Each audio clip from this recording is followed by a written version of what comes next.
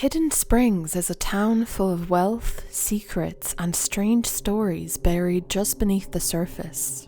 But one of its most quietly heartbreaking tales isn't about ghosts or curses. It's about two boys, two different households, no apparent connection, and yet they look alike, almost too alike. Hello everyone, and welcome to The Sims Lore.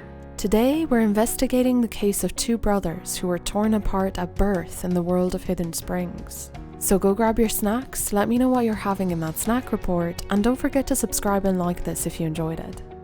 But before we get into the video, a word from our sponsor, InstantGaming. If you wanted to own The Sims 3, expansions and all, or finally grab the Sims 4 packs without breaking the bank, check out InstantGaming. They've got super cheap prices, instant digital downloads, and 24/7 human support. All keys come from trusted sources, and all of the Sims 4 packs are heavily discounted. You can also grab other games on there too. Plus, I'm hosting a giveaway where you can win any game you want. Shop now and get your Sims fix. No motherload required. Thank you to Instant Gaming for sponsoring this video, and let's get back to the lore.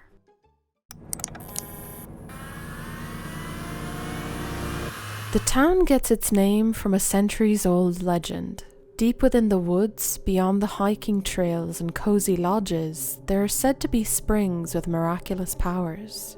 Locals whisper that the water can heal wounds, cure diseases, extend life, even halt aging altogether. But unlike the science labs of Strangetown or the overt magic of Moonlight Falls, Hidden Springs doesn't flaunt the supernatural. Instead, it hides it in plain sight. You never see these waters. There's no spring you can swim in, no well to draw from. The legend is never directly confirmed in-game, yet somehow the people of Hidden Springs act like it's all true. And maybe it is. Take a look at the town's demographics. Many of the older residents look suspiciously young. The Vanderbergs, despite being the town's aristocracy, shows no signs of aging, not in their appearance, their backstory, or their behavior. Several Sims in Hidden Springs, like Kristoff and Genevieve Colby, have a strangely timeless appearance. Their fashion, their faces, even their names feel like they've stepped out of another era. And the game never really tells you where they came from. The green-skinned Sims scattered throughout the town aren't explained either. They're not aliens, they're not supernatural creatures by default. Could their strange skin tone be a mutation caused by prolonged exposure to the water? And then there's the architecture. Hidden Springs is filled with Swiss chalet-style homes, spas, and retreat-like lodges, as if the whole town is built for people looking to heal, hide, or start over. Even the town's most expensive lot, the Crystal Solarium Rejuvenating Water, is built right next to a shimmering lake. One that many speculate is the legendary spring itself, though again, the game never confirms this. This ambiguity is what makes the legend so powerful. The town is almost gaslighting you, giving you just enough to believe something's happening here, but never really confirming it. The legend of Hidden Springs could be a clever real estate myth, or it could be the town's dirty little secret. Either way, the people who come here aren't just after a peaceful life. They're chasing something eternal.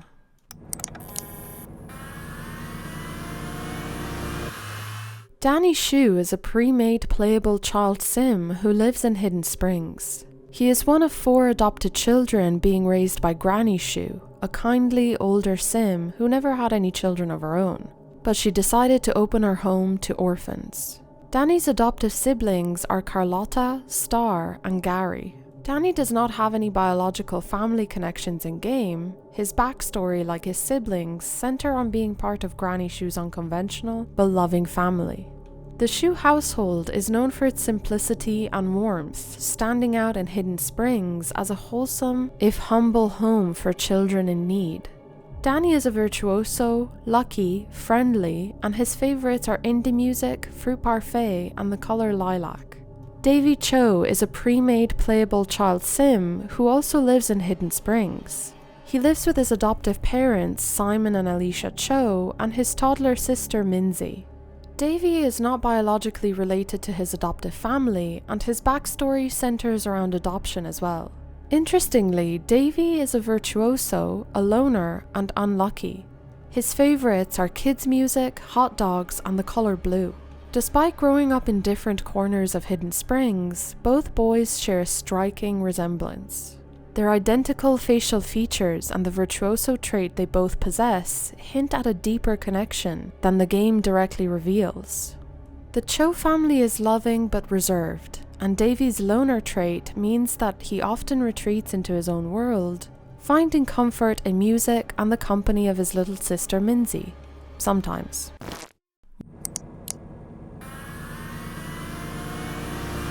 One of the most compelling theories is that Dany Shue and Davy Shue are biological brothers, perhaps even twins, separated at a young age and adopted by different families. Both boys share the virtuoso trait, but their personalities diverge sharply. Dany is cheerful and lucky, while Davy is quiet, anxious, and unlucky. It's almost as if their lives reflect a classic nature versus nurture split.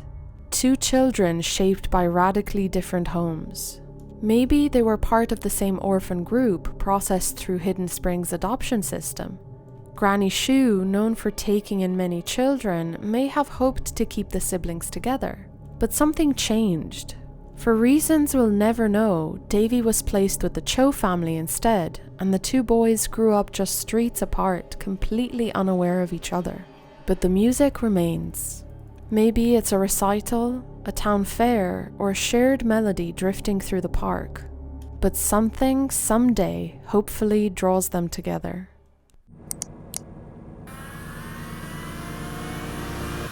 Dany and Davy's lives, though separated by fate, unfold in parallel across Hidden Springs.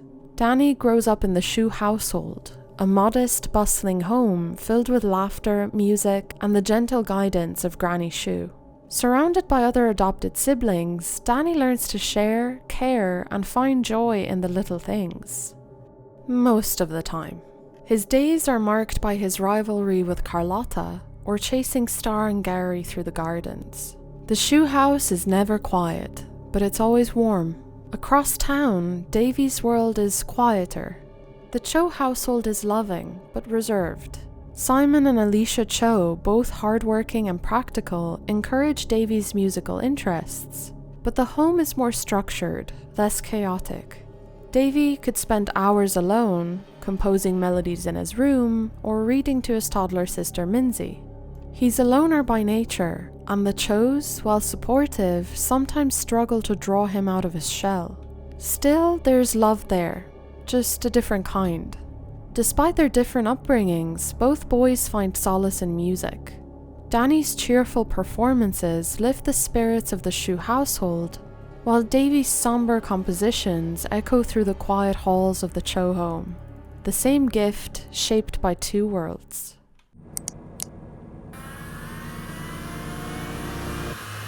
Shady Pine Historical Cemetery is a place of quiet, lingering sorrow. It's a small, muddy graveyard, cramped, overgrown, and strangely tense, with two statues of the Grim Reaper standing on opposite sides of each other.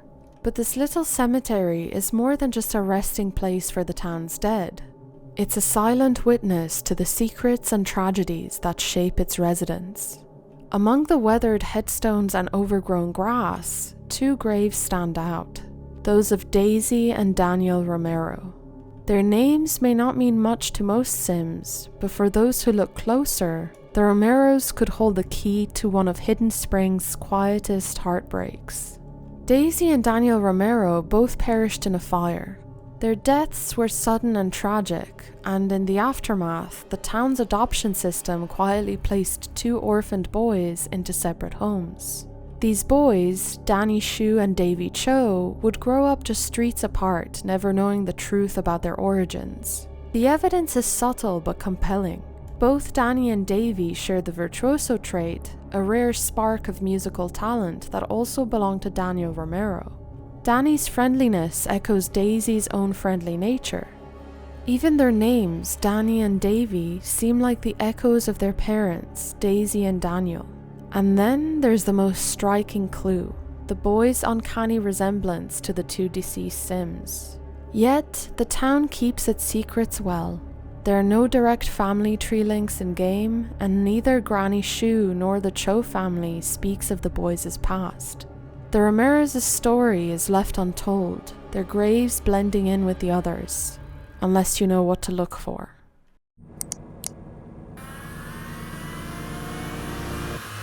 Dany and Davy's shared virtuoso trait is the most obvious link, a genetic echo, perhaps, of a musically gifted parent, but their other traits tell a subtler story. Dany's luck and friendliness suggest a child who's been nurtured and encouraged, while Davy's loneliness and misfortune hint at a more difficult adjustment. Both boys have different favourite foods and colours, but their musical tastes, indie for Dany, kids' music for Davy, suggests a yearning for connection and comfort. Their bios, though brief, are telling. Neither mentions origins, only their place in their adoptive families. Both bios mention that something is missing, and one of them has a bigger clue than the other, a prompt to look for his twin in the woods.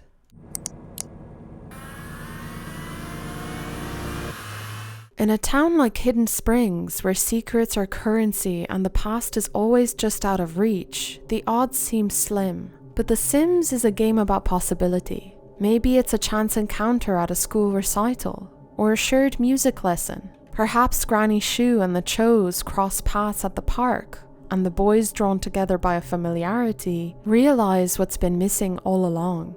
Players can choose to bring them together, arrange a playdate, encourage a friendship, or even engineer a dramatic family reunion.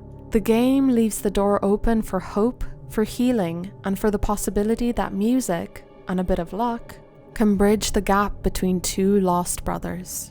Alright guys, there you have it, everything there is to know about the tragic story of Dany and Davy Romero. Let me know how you play with these households. Do you reunite them while they're young? Or maybe send them to the same university and have them meet there? Or do you just keep things as they are, where they never learn about each other? Let me know how you play in the comments below. I would like to thank my patrons Negative Dana, Artsy Flashback, ML, Adele Isted, Jelena Lini, and Treats for Chewy. Thank you all so much for supporting my channel. That's it for today's video. Thank you all so much for watching. Please like the video if you enjoyed it and let me know your theories in the comments below. Follow me on Twitter and Instagram for more lore and updates. I'll see you in my next video. Bye!